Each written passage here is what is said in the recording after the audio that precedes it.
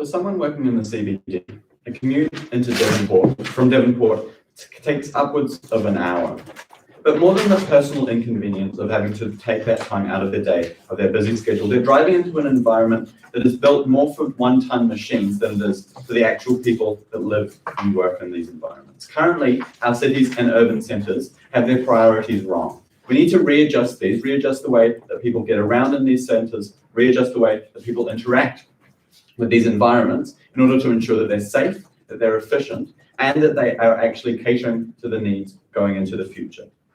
What do we support in this debate? Well, we want to ban all private cars in these major urban centres over a period of about 3 to 4 years. We're investing in alternative public transport systems. These are things like trams, subway systems, commuter trains. Most importantly, and additionally, we're also prioritising safer walkways, cycle paths, the ability for people to get around without the need for a car of their own, without the need to necessarily use public transport. Essentially what we're doing is when removing the need for 3-4 lane roads within our big cities, we're making sure that maybe it's just one road, minimal roading for things like essential services. These are things like ambulances, deliveries of groceries, police. All of these services actually have far better response times now. We think that's a benefit on our side of the house. They're able to get around much more quickly, much more efficiently when there aren't commuter trains clogging up and causing congestion. People outside the city coming in for things like work, coming in for things like shopping, now have a bigger incentive to use public transport. We think that there's going to be far-reaching public transport going out to these suburban centres. That's going to make them bring them in. But we also think that people still wanting to drive closer from further afield are going to have the ability to park around the outsides of the city limits. We think that these people are then going to hop on public transport. 2 ways that this helps in today's debate. Firstly, on how we get far better urban design, and secondly, on how we actually make our cities a lot safer for the people living there. Because currently, cities are designed around public car use. A large part of the infrastructure that we spend, a large part of what we build in cities is around roading and car parking. And this takes up a lot of space, right? And we confine humans to the 2-metre concrete strips on the side of the road. 5 ways that we are actually improving the design of our cities. Firstly, we think cities become a lot more human focused. We replace large roads with cycle pathways, environmental friendly walkways. We make it a lot safer and a lot easier for people to utilize these systems. It's much easier to walk around the city, which is better both for existing cyclists and pedestrians. But we also think we incentivize people to actually take up these opportunities. It becomes enjoyable and not something that where you're dodging through cars, where you're weaving through traffic, and it's quite a dangerous activity. It becomes something that everyone can do no matter their level of health. This is really beneficial for people who maybe wouldn't take it up because they aren't so confident around roads, around cars. Secondly, we think we get significant public transport incentives that becomes much more widely accessible, because we think people still need to get around, right? They're going to be switching the way that they access this city, and pushes people into public transport. And we think as a result of this, our public transport system becomes a lot more subsidized. It becomes a lot cheaper for people to use. 3 key benefits here. Firstly, we increase the space that we have for walkways and cycleways. We think public transport is a lot more space efficient. We can pack people a lot closer. We aren't having cars clog up the roads. Secondly, it's a lot more efficient. We think with a high volume of trains, buses, cars, of trams, these things running, it's a lot more easy. We decrease congestion, make commuting times a lot faster. Thirdly, and on the environment, we think that it's a lot greener to be using things like electric trains to get around, rather than everyone having an individual car or a car for 2 people. That's polluting, that's putting out those greenhouse gases. This makes our cities a lot more sustainable for the future. Thirdly, then, we get better environmental benefits for other reasons, because it's not just taking cars off the roads, it's the alternatives that we get on our side of the house. It's the green strips, the increased parks that we have, the increased awareness around what it means to be environmentally friendly, have the environment as part of your daily life. It's not just a concrete jungle anymore. Thirdly, we think we get better housing space. We get a higher quality housing for the people living in these environments. Because when we're able to tear down car parks and replace them with high density apartment buildings, modern apartment buildings that actually cater to the needs of the sorts of people that are in there, and when we're able to move housing closer and encroaching into road space that was currently being used up, that was currently being clogged up by traffic, this allows more people to live into the city, more people to live a lot closer to where they're actually working. As well as this, it reduces commute times for things like regular pursuits going out to the supermarket, which is currently a pretty daunting prospect if you're going to be potentially stuck in traffic for 20, 30 minutes just to get to a supermarket on the other side of the city. We think that's really beneficial, makes it a lot more livable. We get people moving into the city as a result. Lastly then, we think we also just get better standards of living, things like noise pollution decreasing, there are few cars, making large amounts of noise when there's a lot of chaos outside on the streets, which is often prompted by these roads, by these public vehicles that happen. We think that's beneficial, especially for families living in these apartment blocks. On that point. Yeah. Okay, so how do you cater for those with disabilities or mobility issues who now can't get to work or really access the city at all? Look, we think that public transport is far better for people with disability than having to use a public car, right? Because when we think that we have public transport designed by a government that has disability needs in its heart, when we have trains that are able to be accessed by wheelchair-bound people, and we're actually focusing on the people that are using our city, make sure that our cycleways will have ramps or our walkways will have ramps rather than just steep curves, we think it's actually a lot better. We benefit these people. Secondly then, on how we make cities more safe and livable, especially for the people with young families. 2 ways this happens, 3 ways even. Firstly, we think we're decreasing the amount of traffic because people who are driving in cities currently probably aren't really good drivers. Like, let's be honest, they're probably pretty fed up with having to be stuck in traffic. They're not driving safely. They're not looking out for the needs of the people who do choose to walk under the status quo. This is really harmful for families, both because of the safety risk, and it means that they aren't going to be likely to send people like their children out to play on the streets. We think we get people a lot more confined. People are unwilling to walk, especially if they're less confident about being out and about in the cities. This looks like more elderly people and also younger children. Secondly, we think we get more spaces for humans to interact. These are natural spaces like parks, when we don't have to have all this space used up for real estate, for cars, infrastructure like that. We get community spaces that are able to bring communities together. This is really beneficial.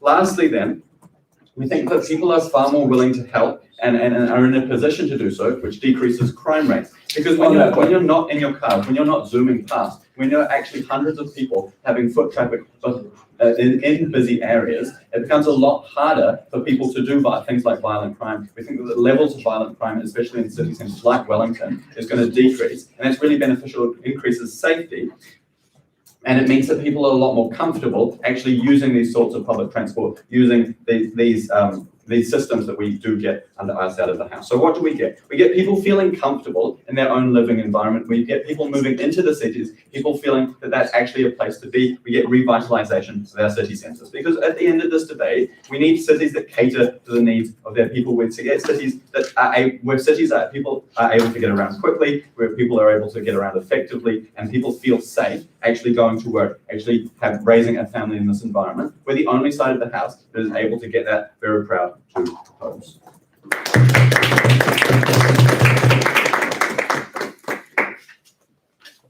I thank people for their speech and invite the first speaker of the negative team to open their team's case.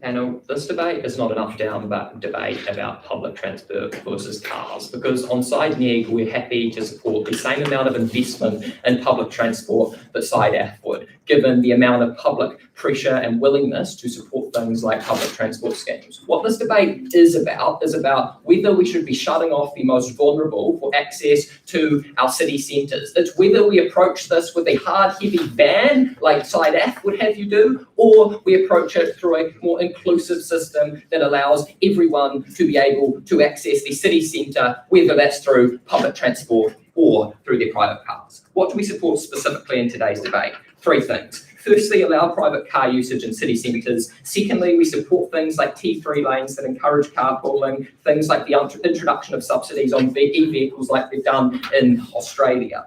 Thirdly, we support spending every dollar to improve public transport, but therefore we think there are about equal amounts of power that both sides in today's debate have. We're happy to take that on our side of the house. This means that on our world, we think that we'll get a picture of the world where more people are using public transport, but we still have 20 or 30% of those going into the CBD using their private cars who still need to do it with a private car on our side of the house. The unifying narrative of our case is that banning private cars prevents vulnerable people from getting into the city centre and shuts off business opportunities and growth that we get from having concentrated businesses in one place. We can improve this through three substantives. Firstly, WIAF's policy makes city centres less accessible. Secondly, how this policy threatens the economic health of the city centre and the wider country. And thirdly, HESA will split, telling you about how this has particularly bad environmental implications. But before that, let's take a look at what we were offered by CIDAF. First thing they very glibly said was that, we can improve response times of emergency services. Look, let's just do a sense check. Ambulance and police have sirens. We think equally on either side of the house, they'll get there as fast. They're not going to win on that. No. Then they said they get cities to be able to have a more human focus. Three responses to this.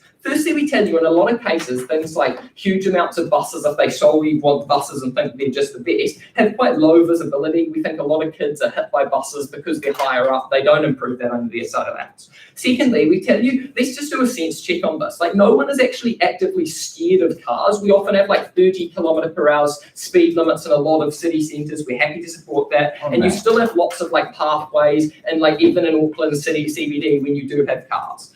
Thirdly, as we're going to explain, they are the actual side in today's debate who reduce accessibility. They're the side who doesn't want to have a human focus. Then they gave you a couple of points about how they can get better public transport and make it more efficient by reducing commute times. A couple of responses to this. Firstly, we just tell you, we still support public transport increasing under our side of the house. We support that amount of investment so we're able to reduce commute times, get more people off the roads. And so those people who need it to use through a private car can get there faster. But secondly, even if we didn't do that, we think there are still commute time issues with things like buses, particularly when you've got public transports in difficult systems in difficult cities like Auckland that are quite fractured and not that good.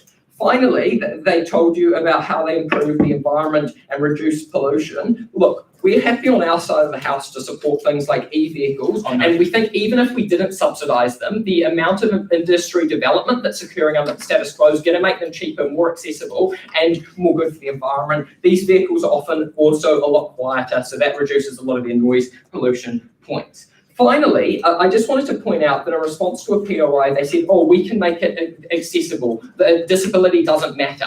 Crucially, this is not good enough. Clearly, none of them have a disabled person in their family because it's not good enough for them to say they're just able to hop on a walkway or a bus. When someone literally can't walk 5 metres without a walker to their car, it's not good enough for them to say, yes, make them commute, make them go up those stairs to get to the train station. Clearly, they don't live in the real world. They don't know what a disability is actually like. Those are the people who we defend on side there.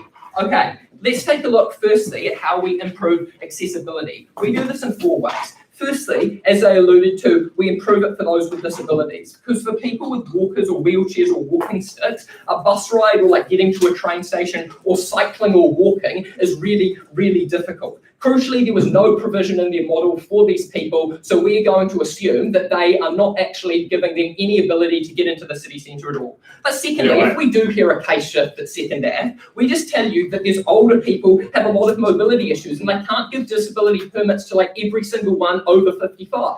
Because it might be not that you're not able to go walk, you still might be able to do that. But things like biking or walking to work are really difficult and are things for young people predominantly to be able to do. And so it creates a huge added barrier for those over 60 or 65.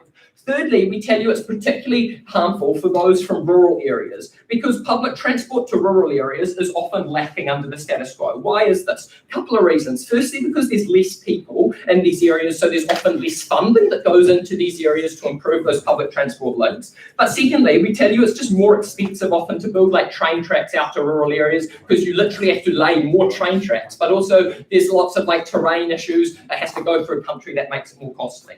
That means that they shut out this big group when you say to them, you've got to go on this public transport system that's either non-existent or really lacking, and you've got one train an hour. On our side of the house, they can get into the city when they can drive. Fourthly, we tell you in cities with harsher climates, it creates accessibility issues. Because in cities with particularly cold winters, where it literally snows, or you have like 40-degree heat in summers, that's really difficult. Because on our side of the house, you're able to drive. Private cars allow you to hop into your car at home and drive into a car park at work, whereas on their side of the house, they have to wait at a bus stop in the snow or cycle in 43-degree temperatures. The outcomes of this is that it's bad on a principal level because you shut people out who should be able to access commerce and opportunities in cities. But secondly, these people don't go into the central city under their side of the house. That creates big workforce issues, which I'll get onto. But before that, I'll take a POI. When you're forcing people with suffering from mobility or disability issues to walk 10 minutes from their nearest car park they could find to their actual destination, it's not worse than their accessibility to the city centre. No, we think under our side of the house, and most businesses have lots of policies which make car parks really accessible for a lot of these people with disability issues. Secondly then, let's take a look at how we improve economic health.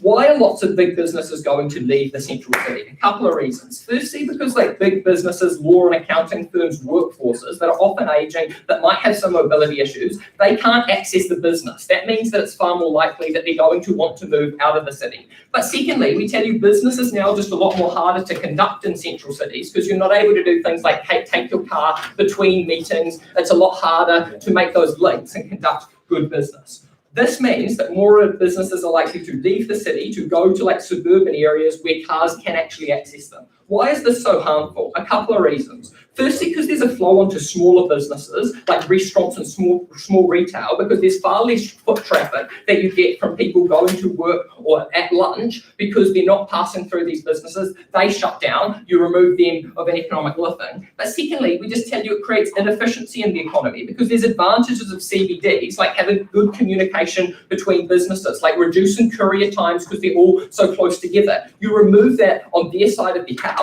when you get these businesses dispersed and in suburban areas. We're so proud to promote the vulnerable people in today's debate, proud to oppose.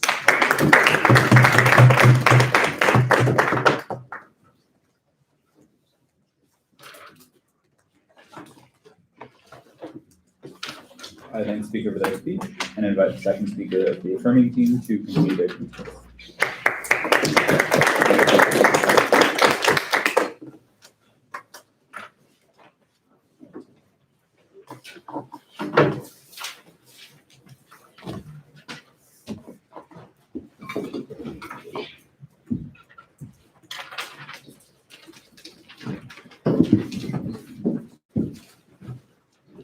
Panel, modern cities today lie at a crossroads. We can choose to move on with the historical path of having hundreds of needle boxes hurtle down roads outside on their own paths, occupying acres of land, or we could quite simply just not.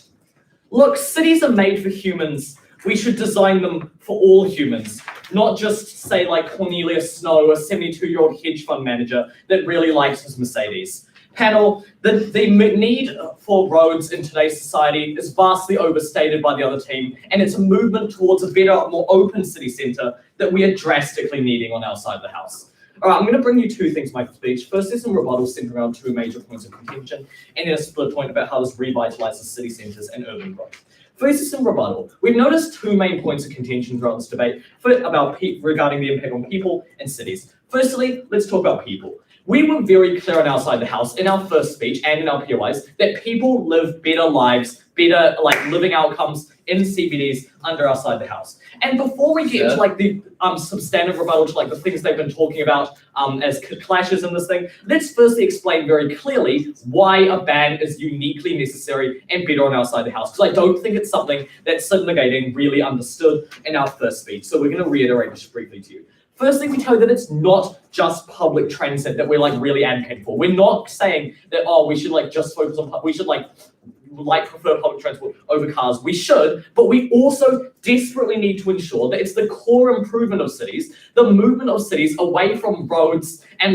this huge investment in motor infrastructure into things such as walkways, such as greenery, such as human-centered development that is actually the way forward and that actually incentivizes foot traffic, things like pathways, things like people walking through like restaurants, etc. That stuff that incentive that like actually surrounds human recreation and not actually like putting thousands of people onto meter-wide sidewalks constantly yielding towards motor vehicles. And also, we're telling you that like the ban on motor vehicles is uniquely important to ensure that people are actually moving towards the public transport that both sides support, right? Because merely putting money into public transport, as negating would have you want to do, isn't enough to make people actually use it. We need to have a hardline incentive that ensures people actually move towards using the methods of transportation that are reflective of our current world. That's something that negating crucially doesn't get on their side of the house. Okay, let's move into a little bit of rebuttal on the points that they actually brought up to us. Firstly, about like disabilities, right? We have three responses to this. Firstly, we outlined in our POI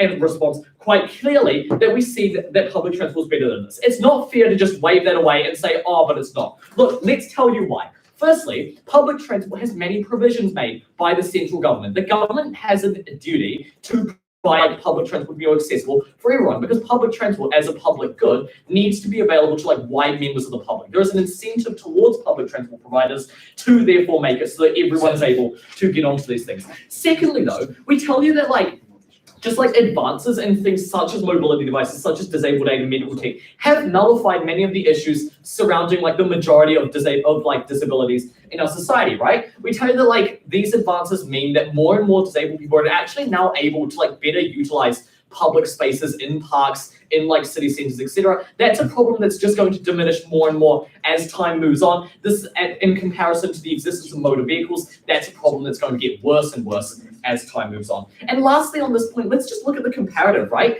Driving with disabilities is hard, if even possible, for the person with a disability, right? Like finding a car park that's uniquely suited for disabled people, like based on proximity, etc., is quite difficult in major urban centers, right? Like where there's so many people around. Navigating people with disabilities across major 4-lane highways is really hard. Navigating people with disabilities through like big urban like agglomerations with like lots of skyscrapers is really hard. Regardless, that disabled people see a wide range of difficulties. They're either symmetric on both sides of the house, and those that aren't are better on ours. That's frankly an issue that side negating will need to do a lot more to prove if they want to win this debate. Secondly, though, and very briefly, let's quickly talk about rural areas. We just tell you that like advances in like public transport funding will ensure that they're like reached out to either way. But secondly on this, even if there are like short-term losses in kind of the ability of these people to like move towards cities, etc., we tell you that many of them will be able to adapt to a pathway of either like switching to nearby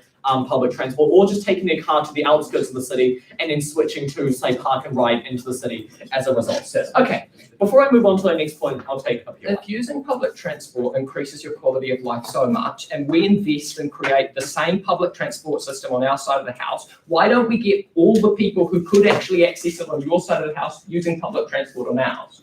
Look, you just haven't been listening to like the rest of my speech previously, right? Crucially, we clarified at the start why a ban on motor vehicles is necessary on top of public transport. We diminish the amount of infrastructure that needs to be built towards like motor vehicles. This means we don't need as large roads. We don't need to build like as many kind of like motor vehicle car parks, etc. The safe space towards other things. And this incentivizes people to actually use public transport. They don't get either of those on their side of the house. All right, quickly though, we're going to talk about the impact on cities because we made clear that cities become more livable. Let's clarify two quick things here. Firstly, we don't want buses, all right? Buses use roads. Those are the things that we're not advocating for. We're advocating for public transport that surrounds things like metropolitan rail, things like monorails, things like trams that are actually like more effective in our day and world. Secondly, though, the crux of this is how we better utilize space in our cities. We better gain like more living areas. NEC needs to prove why they don't want that. The main contention we really heard about like the city's point was that it's harder for like businesses to link between each other. Oh, this might harm the economy, etc. Look, three responses. Firstly, this is like a frankly ridiculous argument, right? Like, but if businesses want to communicate to each other outside of their own business, they can either walk or they can use Zoom, right? We don't see that as like a significant issue, especially in this day and age.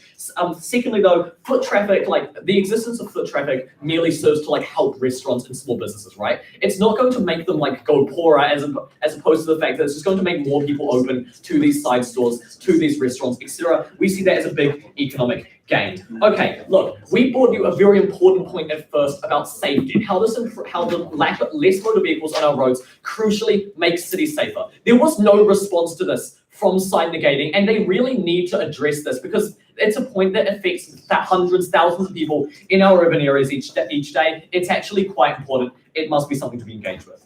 Quickly, then I'm going to go on to my split point about how this revitalizes city centres. The existing problem is that inner cities are admittedly quite bad. They're seen as dirtier, crowded, etc. And this is important as city centres are crucial towards a city's culture and identity, but people are currently pushed away.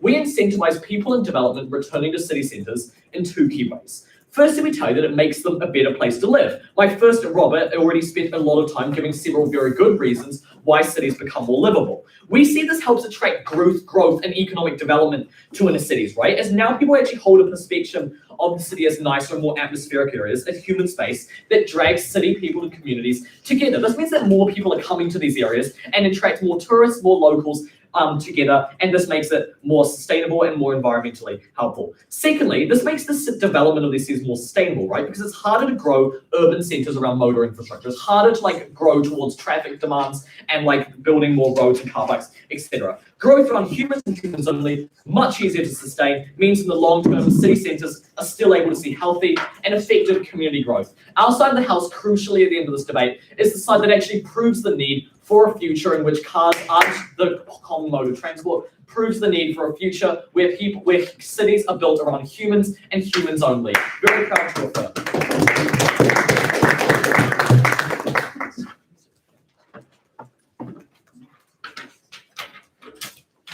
I thank speakers for their speech and invite the second figure of the negating team to continue their discussion.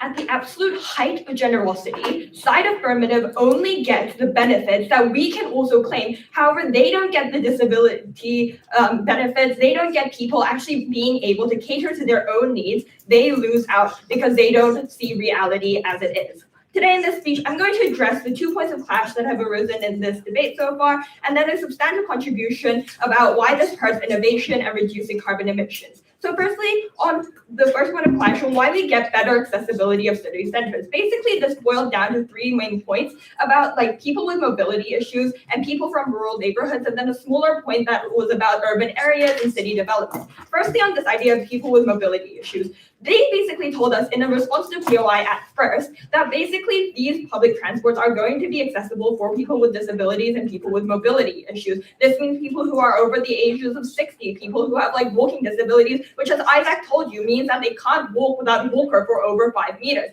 They basically push this under the rug by saying that you have disability seats, that you have ramps for wheelchairs. However, we tell you that when you have public transport, you're always at the mercy of other people who are on that public transport with you. Sometimes your disability seat is going to be taken by some young hooligan who doesn't want to share the seat with you. Sometimes the disability ramp won't be put down for you because the bus driver is in a bad mood and doesn't want to accommodate you. We tell you that it's much better than when these people can actually go in the cars that they have for their own specific needs, because not every person with disabilities is exactly the same. The government can't actually accommodate for all these people, no matter how much they might want to. But we tell you that people who have their own needs know their needs best, and it's incredibly detrimental for these people to be ignored in this status quo. Secondly, we told you they also gave us this weird model about people being able to park in the fringes around the city centers. We think that this kind of negates all their material about much better living quality in cities and much less roads, because all these cars are going to be parked right on the fringes of city centers anyway. However, we tell you that when people are only able to park on the fringes of cities, this means huge mobility issues for people who can't bike and walk to work. They told us we had huge problems because we don't actually help you people with disabilities either. However, we tell you that we're the side that actually can have disability parking near jobs. We can have this better infrastructure. However, on their side, they do absolutely nothing to help these people, and they put these people who are most vulnerable in society at the mercy of public transport. We don't think that this is good enough. Secondly, we want to address people who live in rural neighborhoods. These are the people who, at the majority of time, have lower income jobs who really rely on those jobs to actually get through life. When these people have to rely on public transport, what happens? We gave you structural reasons at ISAC as to why it might be a lot harder for these people to get into these cities. This went largely unresponded to by side affirmative. Firstly, they have much more rural terrain, which makes it a lot harder for buses to go about. And there's less people living in it, and it's less densely populated, so there's not as many routes. This means that these are longer commutes to their workplaces. This means that a lot of bus drivers might be late. And when these people are relying on these public transport measures to actually get to work, and if they are late to work, they might lose their jobs and lose their livelihoods. We think this disproportionately harms these people living in these rural neighborhoods. They basically try to wash this away by telling us we're going to have more funding for these public transport methods. However, we tell you that when you have to take multiple different trains or buses to get to your workplace, this is also regressive because these longer commutes are going to be much more expensive for these people who live in rural neighborhoods. Secondly, they also said that they're going to have more people just moving into the city. However, as Isaac told you, this is going to actually reduce the number of houses that are actually available and drive up prices. So this whole idea about more people being able to live in cities isn't actually going to stand in this debate either. Finally, they also had this small point about urban design and quality of life. They had this small point about safety, which they said wasn't responded to. This is completely wrong. Isaac gave you 3 mechanisms as to why this is completely unsafe. When you have more trains, when you have more buses, as a result of them being larger vehicles and harder to stop and higher up from the ground, this has more kids being struck by buses. This is more train accidents occurring on the rails, and trams are incredibly hard to stop. We don't think that you actually get better safety in these urban paradises that they believe. And secondly, they said they're going to have more green spaces and more walkways. However, when you put this incredible amount of money into this public infrastructure around public transport, and you're also going to be doing this at the cost of other people's works and livelihoods, we don't think there's going to be as much public buy-in for these green spaces. We don't think that people will actually emphasize the environmental issues as much, and I'm going to address this when I move on to my split. Okay, moving on to why we actually improve the health of the economy. Firstly, Isaac told you that workforces are incredibly important to economies such as law firms and hospitals because you need these people to have easy access to their workplaces so as to actually get to work and grow the economy. There was basically no response to this from affirmative, and they basically told us that they're going to just have people that they don't care if jobs move out. If businesses move out of the city. We tell you that this is incredibly harmful because when businesses move out of the city, there's less mobility between businesses, there's less collaboration, and it's much more difficult for these companies to actually generate as efficiently and productively as they could have. Secondly, they told us the idea of house prices in cities becoming much more livable and more people actually live in this. We tell you that house prices will actually be driven up incredibly by this idea, and we don't think that we need any more of a bubble for inner city houses than there already is. Finally, there's going to be an incredible amount of inefficiency in the economy, which they basically solved by saying businesses can use Zoom or you can have foot traffic anywhere else in the world. However, we think it's much better if you have actual businesses all located in the city. Everyone comes out for lunch, everyone comes out for dinner after work, and there's an incredible amount of generation of consumption within city centers. This is incredibly beneficial for these consumption and for the economy in general. Before I move on to my split, I'll take POI if you have one. We gave you a couple good reasons at Andrew why people walking past businesses are actually going to be investing in them, why they're going to be revitalizing the central city, why economic growth is actually far better on our side. Could you engage? Okay, so on this idea of people are going to be walking into the city, they put up a barrier to entry because you've taken away this element of freedom. So people who would have otherwise not been able to get into the city on public transport, you have to admit that there is a section of society that can't use public transport. They completely cut these people out. However, when you have more people on public transport, it just gets harder for these people to use in general, and there's going to be less people in the city. We contest that. We say there's going to be less foot traffic, there's going to be less economic gain from this.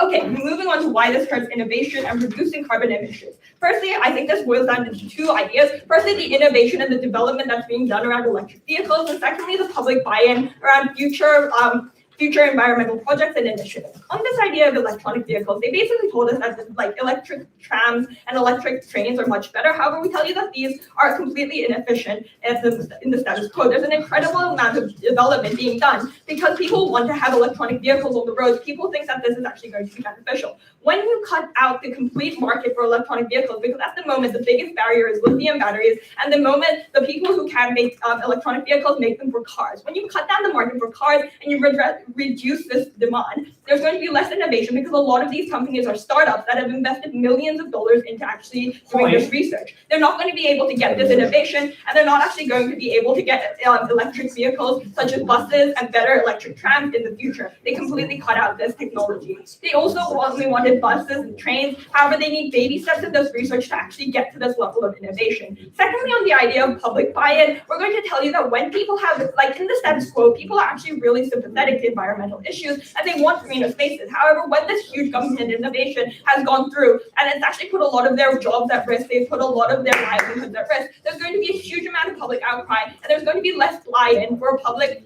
initiatives in the future that target green issues. We are the side that actually goes for actual policy that can help the environment and that can help the cities. They go for drastic measures that is going to harm the environment in the long run and the economy. Proud to stand on the podium. Thanks, Speaker, for their speech. And invite the third speaker of the affirming team to continue their team's case. And also for both teams, try to be a little bit more quiet when discussing on the bench, please.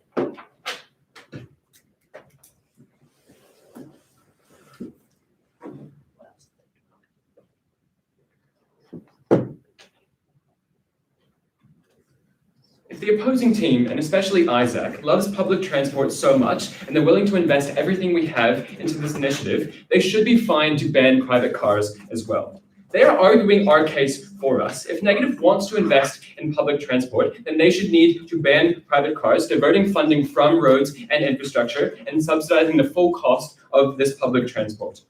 The opposing team is willing to stand by private cars in this debate. They cannot have the alternative public transport at the same time. This is a unique benefit that only applies to the affirmative team. Today, there are 2 points of clash. Firstly, what is the impact? Will public transport or removing private cars lock people out from the CBD and our city centers? And secondly, is everyone able to access public transport? And are there like mobility or disability issues that prevent some people from engaging with this alternative? So firstly, let's talk about the economic benefits that the opposing team tried to claim. Will citizens who rely on private car use be locked out of the CBD?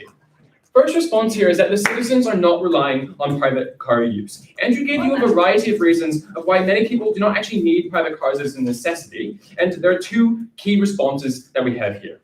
Firstly, we strongly support public transport as an effective system that can transport people around the CBD, that is an alternative option that if people previously relied on private cars, now they have something that's freely accessible, that's fully subsidized by the government, and they have a viable alternative option that is other than a private car. They will not be locked out from the CBD.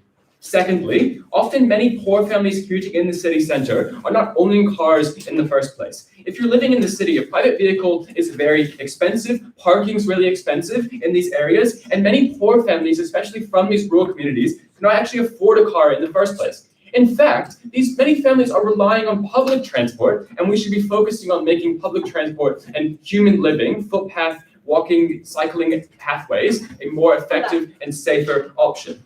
Providing a heavily subsidized public transport option is actually accessible for low-income communities. They are now able to better access the CBD and the inner suburbs. Pedestrians and cyclists can now access this area without fearing for their safety or being obstructed by cars and vehicles using the roads and barring them from using the roads as well. So secondly, let's discuss our responses to why people will not be shut off from the CBD and they will not be likely to be leaving the city. We have 5 responses to this. Firstly, this case completely ignores any of Robert's material around why these cities are now nicer places to live. Robert told you that there's like less noise and air pollution. You have space, more housing space, and space to raise your families free from the extraction of cars. You have greener shaded archways and eco-friendly living. That's a much nicer atmosphere and environment when you're living in the city. They have to respond to these mechanisms about why when we remove roads and when we remove these obstructions, that the CBD becomes safer and more accessible. Secondly, our case has unique benefits for the living and housing conditions in these cities. Robert told you that housing areas can expand and that more homes are able to be built quickly and effectively. This brings people into the city. More people will be living in the city to support local business and claim these economic benefits. When the second speaker told you that housing prices are going to be driven upwards incredibly, it was really confusing, and there was no real analysis given by the second speaker about why building more houses really quickly and increasing the supply of houses is actually going to increase the price and cause people to leave the city and drive away from the city. If we solve this housing crisis, more people will be incentivized to enter the city. Thirdly, people can still travel into the CBD. They can park their car on the city limits and then use public transport to go into the areas of the inner suburbs and into the areas of the CBD, especially for those in rural areas that the opposing team wanted to talk about. Fourthly, having more foot traffic on the street, having more people walking past shop windows and walking past businesses is better for local economic benefits. It means that more people are going to be drawn into the shop. They're going to be buying more products and more goods. This was a great response from Andrew that was not responded properly to by the opposing team. We want people to be going into the shops, to be buying products, and to be supporting the CBDs in these major urban areas. Last response, people will be moving into these cities. Andrew told you that our case is revitalizing these areas and these city centers because it is a nicer place to live.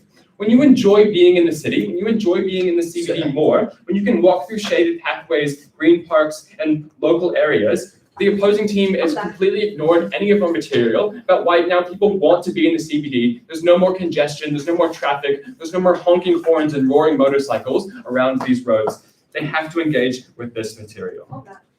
Yes? Don't you have roaring trains in your sector? No, so, okay, key thing here is that we're not supporting vehicles on the road. We're not supporting buses. We're not supporting public transport options like this. Trains are much quieter, they're much safer, and the underground, like metro system, would be underground. It would not be physically visible to all of these things.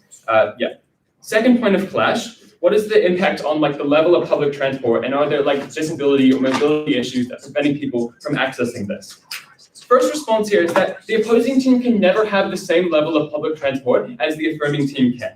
Firstly, you have to divert funding from somewhere else. You can't just magically create money. Our case relies on diverting funding from roads and infrastructures, removing these lanes for cars, and the opposing team is never able to match us dollar for dollar.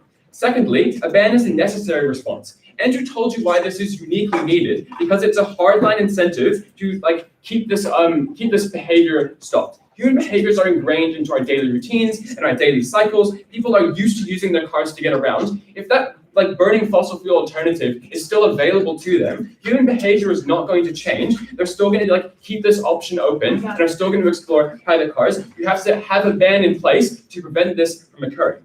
Thirdly, Isaac thought that we would support buses as the only alternative. I flagged this in my POI response. We do not support vehicles on the road apart from essential services. Our alternative to public transport is rail and metro systems and is largely cycling and walking pathways as well. The burden on the opposing team now is that they have to support private car usage and they cannot support the same levels of public transport as we have.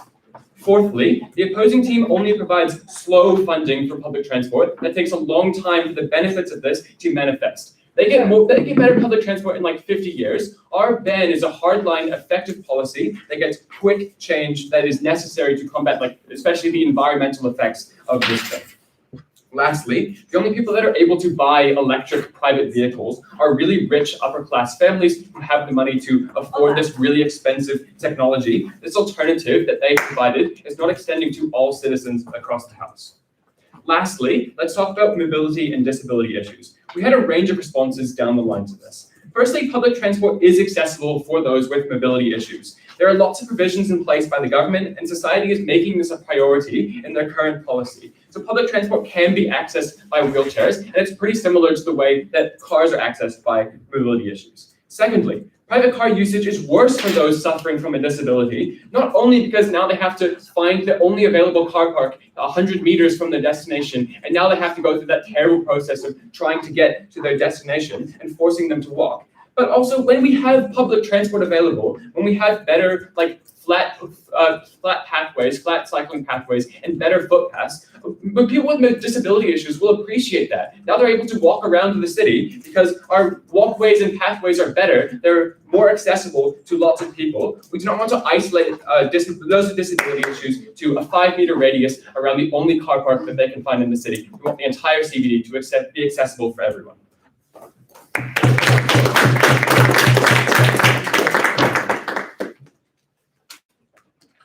I thank the speaker for their speech and invite the third speaker of the negative team to continue their team's case.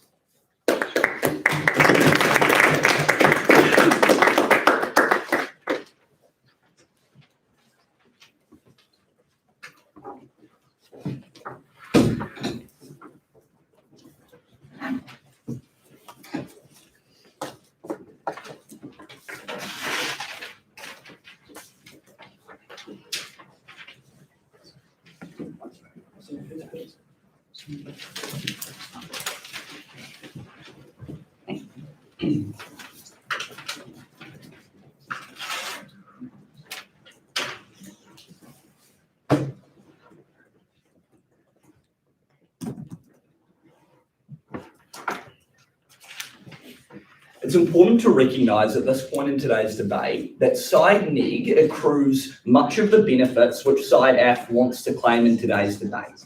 The crucial difference between both sides in today's debate is that we, on side neg, actually give these people a choice. We give the most vulnerable, the most disadvantaged in our society, the ability to actually make their lives easier. That's where we separate ourselves from side AF, and that is where we win today's debate. 3 points of clash in today's debate, but firstly, how we're going to win today's debate. So we have won today's debate if we can prove that we protect the most vulnerable in our society. This includes these people with disabilities and mobility issues, those in rural sectors, and those who lose their jobs when the economy takes a really bad position. But firstly, we would just want to look at some model areas which they wanted to downplay. So they wanted to talk about how we don't get these same benefits of public transport. 3 reasons why we do create more use of public transport. Firstly, when you have a really good system, it becomes far cheaper, and so people are more incentivized to use it. Secondly, it becomes far more efficient as you can get more trains and trams coming closer to you, and it's better for you to take this. But thirdly, all the benefits they talked about accrue to us here. We just get choice. We point to you examples like Tokyo and Singapore, where a lot of people take public transport without them actually having to have these bans in place. We think this shows how the system can work. They also said that we wouldn't have funding for this. However, we disagree with this, right? We think you've got low interest rates currently, so you can borrow and take some debt on. We think there's lots of public will for this move, which means the government is likely to do it. Thirdly, we think the environment is something they focus on and something they want to spend on. And fourth, we think we can just take spending out of things like military spending, things that don't really matter in our current society. We want to prioritise this, and we will. 3 points of clash for you today. Firstly, how we create a city system that better caters for our people. Secondly, why we create an economy that is better for New Zealanders. And thirdly, how we create more long-term sustainability. Firstly, onto this point about catering for our people. We gave you a whole point of accessibility carried down the line, particularly for those disadvantaged in society. Isaac gave you detailed analysis about why this was a huge issue in today's debate. They came back on this. What did they say? They had 3 kind of responses. Their first one was about incentive for public transport to actually implement these things. 2 responses. Firstly, they're probably going to cater for the majority of people rather than focusing on the specific people, because it becomes really expensive for them to implement all these individual things. They're probably just going to look at what is the blanket way to cater for everyone. Secondly, a lot of these things are really superficial, right? You get a disabled seat, but how does it help you actually getting on to the train or getting onto the bus, or actually the shaking of the train while it's going, right? These are all issues that really harm these disabled people, which they did not account for, they did not cater for. They then wanted to talk about how mobility technology makes it easier. First response here is that there's only so much that this can actually help, right? You've got like the difficulty actually walking, and it's not going to make it easier or actually able for them to walk like all the way to a train station and like after the train station from work, right? We think that this like is a really big issue. But secondly, we think they ignore the high cost barrier here, right? What they want to do is put the cost and put the burden onto those who actually have to feel the brunt of this problem, those who are disadvantaged, to go out and spend on that equipment, which is going to be really, really expensive. We don't think this is realistic. We don't think this is fair, and we do not stand for this in today's debate. They then wanted to talk about how driving with a disability is difficult, so the two sides are symmetric. Two responses. Firstly, this is just empirically false, right? Many still drive. We think that like this is a mischaracterization of disabled people because they are still able to drive in a lot of cases. But secondly, you've got programs like Drive and Miss Daisy, which like someone can drive you into the city. Crucially, you still have the ability to do that on our side of the house. You still have the ability to take them, and you can actually like drop them off like really close to their work, which directly responds to their material about like not being able to get good parks. But we also think they give like lots of disabled and specialist parks for these people anyway. On that, we then told you about rural people and their difficulties getting into work. They said that they'll just improve transport for these people. Two responses. Firstly, building this takes years. So even in their best outcome, it probably takes about 10 to 20 years for them to actually have the infrastructure in these areas. That's 10 to 20 years where these people have tremendous difficulty actually accessing these cities. They have to drive all the way to outside there, then like train in. That's a huge cost. That's a huge time. They do not have this access for a long period of time. But secondly, we gave you structural reasons why they won't extend and build in these areas, because you have less people, you're going to get less funding, it's more expensive as there's longer journeys, and this was not really responded to. This is crucially important because it means you probably don't get this infrastructure for even a longer time because it's not a priority if you even do get it in the first place. A huge harm in this debate, which they decided to really ignore. They talked about cities being safer. Two responses. Firstly, overemphasized because we get more use of transport, so we get this as well. But secondly, there's other ways to make the city safer, right? Like you could just like put in walking lanes currently. We think we have like footpaths now. It's not the big deal that they wanted to say. At the end of this point, we clearly make our cities better and safer for the people that matter most, right? The disadvantaged people. That's who we protect, not people like we protect this vulnerable group in society. Now moving on to the second point of clash, why we create an economy that is better for New Zealanders. We told you that like big law firms, accounting firms, and finance firms leave the CBD and move to suburban areas. We gave you like 3 reasons for why this was the case. Firstly, like some of the workforce can't access the city. At this point in the debate, this still stands because they didn't really respond to this sufficiently. Secondly, business is harder now to conduct in the CBD. What was their response to this? They told us about Zoom meetings. Wow, fantastic response. 2 responses here. Firstly, it cannot replace things like being late to meetings, being beholden to public transport timetables, and all these issues that can now crop up. But secondly, some things you can't do via Zoom, like Zoom isn't just to fix all problems. Like as we saw from online debating, like it's really bloody hard to actually do it compared to the real thing. We think that like there's a lot of problems that crop up here. The third issue we brought here was that house prices increase, which makes it harder for people to access places close to the CBD. And we think that this makes them far less likely to conduct their businesses in this area. We think this proves that we take businesses out of these areas. Andrew then talked about foot traffic and how there's still lots of this as there's like more walking. They clearly ignored our key mechanism here around people leaving the CBDs, which I just proved to you, which takes away from a lot of that foot traffic. But also, when you can't get the same amount of people in, such as those rural people, you actually lose the ability to have as much foot traffic. You don't get these small businesses being supported. This means we just leave small businesses to rot. People lose their jobs. The most critical, vulnerable businesses are left to dry. The impact here is it flows on to small businesses, as I said, and you get inefficiencies in the economy when businesses leave the CBD. You're less able to cooperate, and like courier times are longer. There's huge issues here. Now moving on to the third point of clash about why we create more long-term sustainability.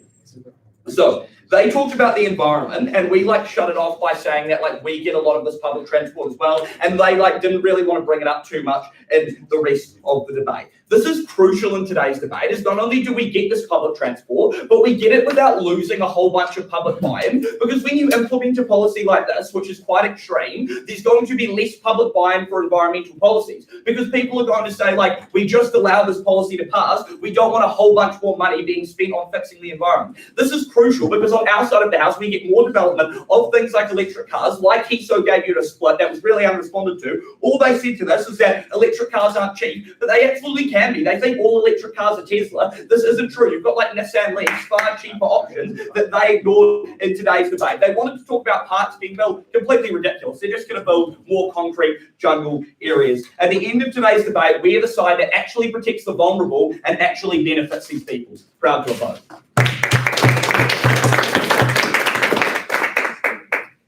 Thanks, Speaker, for that speech. So we now reverse the speaking order, and I invite the leader of the negative team to give their team's reply.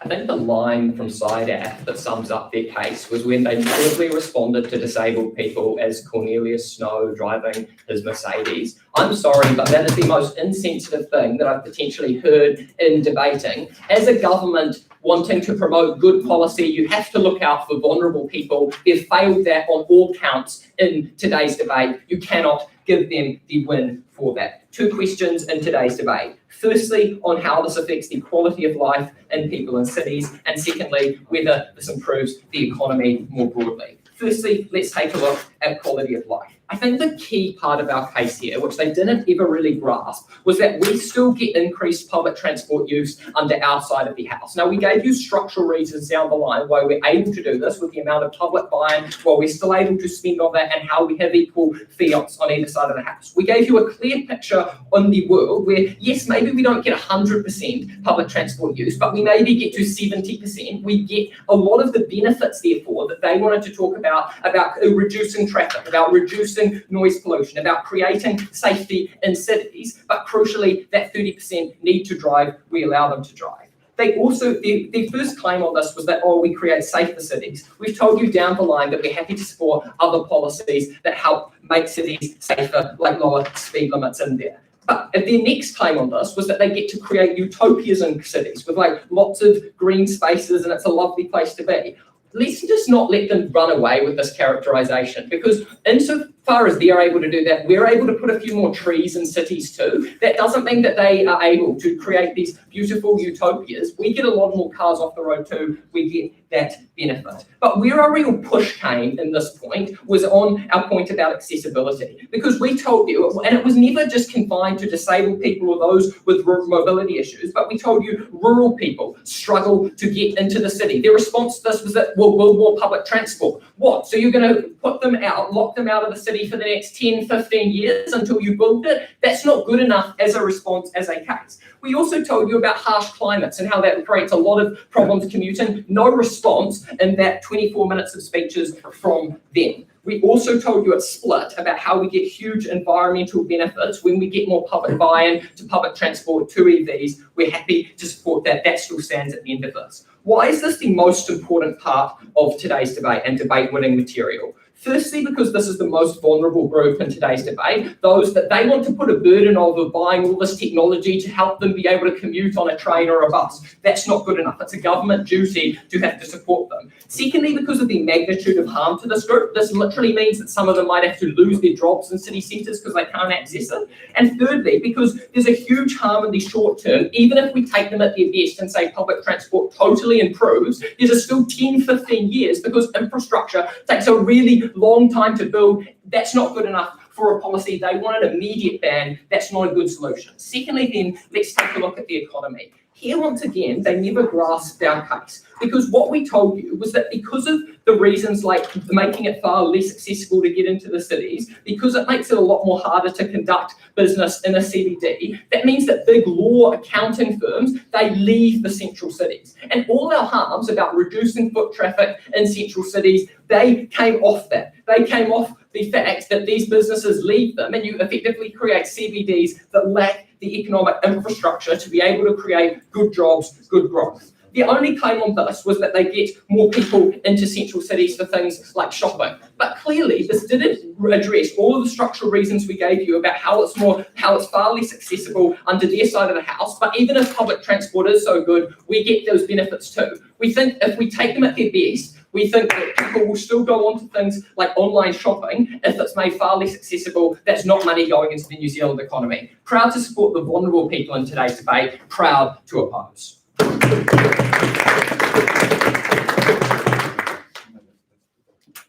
thank the speaker for their speech and invite the leader of the affirming team to give the last speech in the debate.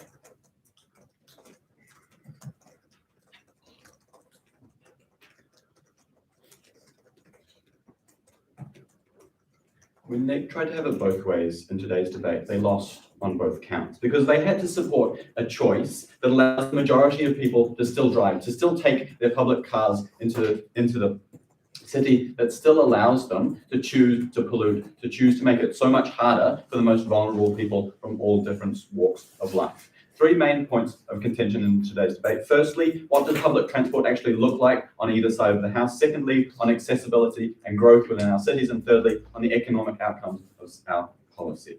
Firstly, on who actually gets the benefits of public transport. Because what NEG was supporting here is a choice that allows the continuation of the status quo, that allows people ingrained in their habits, ingrained in their choice to drive their car into the city, to park wherever they want. That is the sort of choice that is still going to be happening under their side of the house. That is the reason that they're not going to be getting this massive reduction in increase in public transport and not going to be getting the same benefits. We proved to you down the line why it was unique to our side of the house to get this massive change with this radical policy implementation, with this radical change, with this ban. We also were the only side of the house that actually made it cheaper for people to take public transport. We are the one that takes funding away from roads, gives it to public transport, and moves the burden off people like disabled people who currently have to spend a lot on driving to get themselves around on that accessibility. They are now able to utilize these services, which are now funded much more by the government. They are able to utilize services that aid them. This is also beneficial for the poorer people, the people who utilize public transport anyway. On public buy-in here, we saw that, like, at the point where cities and areas like Wellington are spending thousands and thousands of dollars on new cycleways, right? There's a whole lot of public pressure now to change the way that we use our cities because people don't want to be living in smoggy, in crowded, smoggy areas. We think that the pressure is there now. It is removed if you allow them to do that. We think the pressure is now here, and we have a unique ability to harness it. Secondly, on accessibility and growth. And this is where NEG really wanted to push back in today's debate. They wanted to talk about the disabled people. And we think they're really important as well, right? But we think that we can win on this material because this is where our benefits are actually the biggest, right? 3 ways that we came to you down the line why we get better accessibility for people. Firstly, we get more accessible public transport. We get higher volumes of public transport. We also get public transport that's able to cater to specific needs, right? Things like driving Miss Daisy, right? A public service. Things like that is now able to be utilized in a train system, a train that comes along every 10 minutes that actually has accessible seating for these people who need it most. Secondly, we also get cheaper public transport. We get a shift of the burden from these disabled people onto the public system. We think that's really beneficial, removes the cost burden for them. Thirdly, right, we get far better access to businesses within the CBD for people who have trouble with mobility. Because what's easier, making a wheelchair-bound person cross like a 3-4 lane central road in Auckland to get to the other side to access the business, or allowing them to cycle across a pedestrian walkway to make the same distance, right? Because at the point where cars are in a city, it is far, far more dangerous to be out and about. We think that's a massive benefit that they are not able to get at all. Lastly, then, on economic benefits. And we gave you lots of reasons down the line why we actually improve the economy of the cities we're living in. Because when cities are currently are nicer, when they're able to be utilized by more people, when they're better for families, and when they're cleaner and greener, people are actually moving in. We get more space from housing by removing the large space taken up by private transport infrastructure, things like parking lots. This was not responded to at all down the line, where we actually increase the supply of houses, decrease the price of housing, and we also make it a whole lot safer for people to live in there. We're making it so that people are actually interested in coming into the city. People are interested in not buying things online, but walking past shops, investing in their own public businesses. We get businesses moving into the CBD because it's a green, clean place to live. It's very popular. Proud to support this side of the house.